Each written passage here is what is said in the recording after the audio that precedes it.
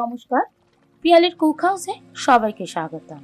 চলে এসেছি আজকে আবার একটি নতুন রেসিপি নিয়ে। আজকের রেসিপি পেঁপের শুক্তো। গরমের দিনে আমরা শুক্তো খেতে প্রত্যেকেই ভালোবাসি।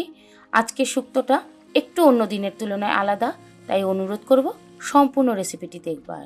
তাহলে চলুন রেসিপিটি স্টার্ট করা যাক। এখানে আমি একটা বড় সাইজের পেঁপে নিয়েছি। পেঁপেটা আমাদের গাছেরই পেঁপে, তাই দেখুন কাটার সময় বেশ এর থেকে একটা কষ বেরোচ্ছে।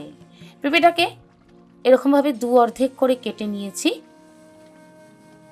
দানাগুলোকে একটা চামচের সাহায্যে ছাড়িয়ে নেব। আর অর্ধেক পেঁপে দিয়েই আজকের রেসিপিটি আমি আপনাদের সামনে করে দেখাবো। আমার নতুন বন্ধুদের কাছে অনুরোধ রইল, আমার রেসিপিগুলো যদি ভালো লেগে থাকে তাহলে চ্যানেলটিকে সাবস্ক্রাইব করবেন, পাশে থাকা বেল আইকনকে দাবিয়ে দেবেন, অল নোটিফিকেশানটাকে অন করে রাখবেন। যখন নতুন কোনো রেসিপি আপনাদের সঙ্গে শেয়ার করব, নোটিফিকেশান তাহলে সবার আগে আপনার কাছেই পৌঁছে যাবে। সবার প্রথমে ছাড়িয়ে নিয়ে পেঁপের বুকের যে অংশটা রয়েছে এটা কিন্তু ছাড়িয়ে নিতে হবে, না হলে তিতা হয়ে যায় আর এটা হজমও হতে চায় না। পাতলা পাতলা খুব না, মোটামুটি হাফ ইঞ্চি থিকনেস রেখে পেঁপেগুলোকে আগে সুন্দর করে কেটে নেব। পেঁপেগুলো সমস্ত কাটা হয়ে গেছে, আর আমি আগে থেকেই পেঁপেটাকে ভালো করে ধুয়ে রেখেছিলাম। বেশ খানিকটা জল দিয়ে সবার প্রথমে পেঁপেটাকে একটু ভাপিয়ে নেব। একদম কিন্তু সিদ্ধ করব না, মিনিট 2-3 একটু ভাপিয়ে নেব।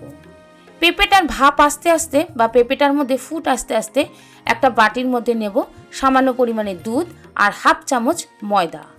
দুধ আর ময়দাটাকে ভালো করে গুলে একটা সাইডে রেখে দেবো, যাতে এর মধ্যে কোনো রকম লামস না বাঁধে। অন্যদিকে পেঁপেটাও আমার ভাপানো হয়ে গেছে। একটা স্টেনারের সাহায্যে এরকম ছেঁকে রেখে দেবো। জলটা কিন্তু ফেলবেন না, এই জলটা আমি পরে ব্যবহার করব রান্নাতে। তাই আপনারাও যখন এই রেসিপিটি বাড়িতে ফলো করবেন বা বাড়িতে করবেন তখন অবশ্যই এই জলটাকে রেখে দেবেন। কড়াইতে দিয়ে দেবো সাদা তেল। শুক্তোটা সাদা তেলেই করব। তেলটা গরম হয়ে গেলে বেশ কয়েকটা প্রথমে বড়ি ভেজে নেব।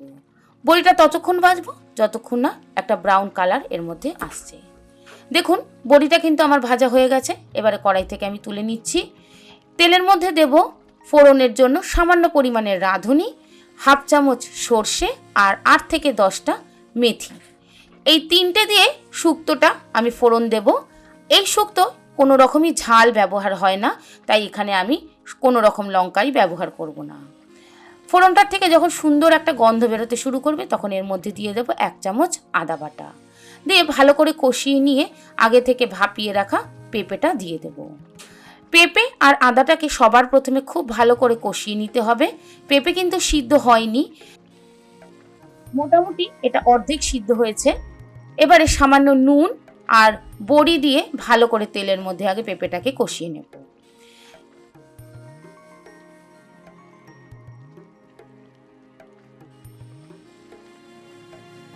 পেঁপে আমার কষানো হয়ে গেছে। এবার এর মধ্যে দিয়ে দেব যে ভাপিয়ে নিয়ে জলটা রেখেছিলাম, সেই জলের অর্ধেক জলটা। প্রয়োজন হলে পরে আমি আবার অ্যাড করব। এবারে সবকিছু খুব ভালো করে মিশিয়ে নিয়ে ঢাকা দিয়ে 5 মিনিট পেঁপেটাকে সিদ্ধ হতে দিতে হবে। বড়িও দিয়েছি, বড়িটাকেও নরম হতে হবে, তাই জন্য বড়িটা আগেই দিয়ে দিতে হবে। পেঁপেগুলো দেখে বুঝতে পারছেন একদম সিদ্ধ হয়ে গেছে। এবারে এর মধ্যে দিয়ে দেব আগে থেকে দুধ আর ময়দার যে মিশ্রণটা করে রেখেছিলাম, সেই দুধ ময়দার মিশ্রণটা দিয়ে খুব ভালো করে মিশিয়ে নেব। একবার বন্ধুরা এইভাবে শুক্তো বানিয়ে দেখবেন, দারুণ খেতে লাগে। অসম্ভব সুন্দর একটা রেসিপি। শুক্তো তো আমরা তেতো ব্যবহার করে থাকি, কিন্তু এটাতে কোনো রকম তেতো আমি ব্যবহার করব না। এটা একটা অন্য ধরনের শুক্তো, যেটা খেতে কিন্তু গরমকালে দারুণ লাগে।